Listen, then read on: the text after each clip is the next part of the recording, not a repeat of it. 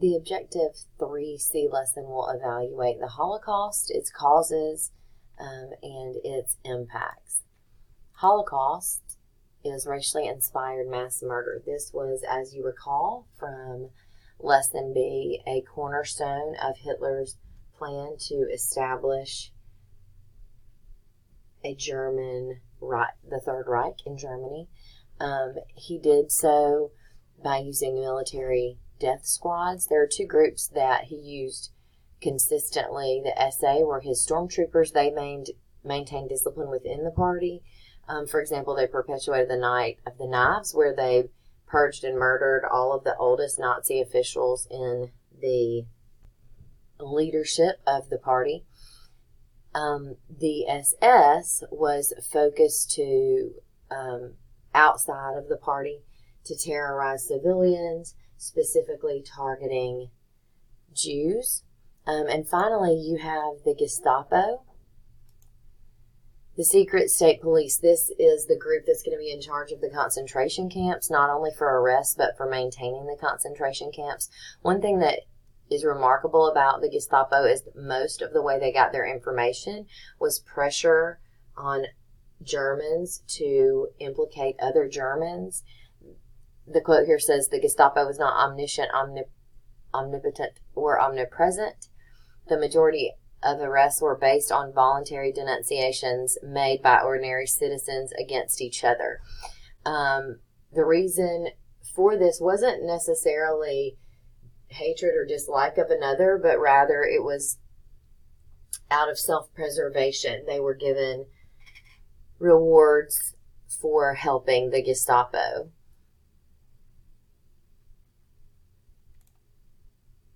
As I said, the cornerstone of Hitler's claim to power was anti-Semitism. For years throughout Europe, there had been a view that many of the problems caused were the result of the influence of the Jewish people. Hitler presses into that greatly, and he believed that he could force people to eviscerate and eradicate the Jews from society as a whole. This is a photo of a man, Primo Levi. He was an Italian Jew, and he was in a concentration camp.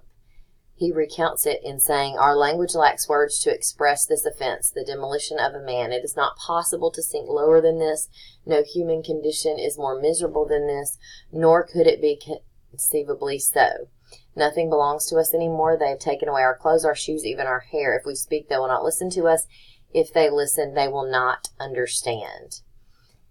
In general, the Nazi death squads hoped to terrorize people, the people that they viewed as, quote, undesirable. This wasn't just Jews, but it was also intellectuals, undesirables, communists, Romas, homosexuals, professors, anyone that was outside of the norm.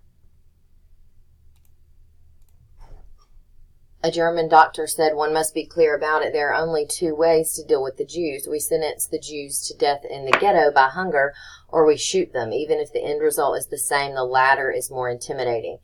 In other words, the point was not simply death, but terror. And so much discussion arises about how best to deal with the Jews. However, let it be clear, it was always going to be to eradicate them.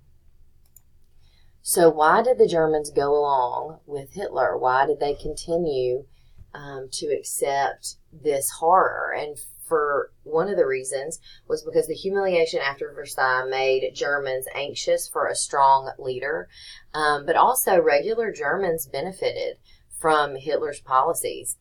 They benefited from Lebensraum, his living space initiative, where he wanted more room. They blamed Jews for problems and had for a long time. And under Hitler, inflation went down, standard of living improved, and they felt like he gave them a stronger presence in the world. Not all Nazi death was systematic. There were people that were tortured. There were special death squads. But largely, everyone knew in Germany that Hitler was killing people by the thousands.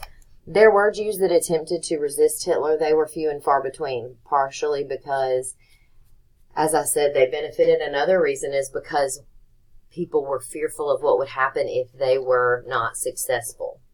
In the end, the Holocaust claimed between 4.1 and 5.7 million lives because of the displaced persons and the burning of bodies after death. It is difficult to pinpoint the exact number, but in many places, 80% or more of Jewish communities were annihilated.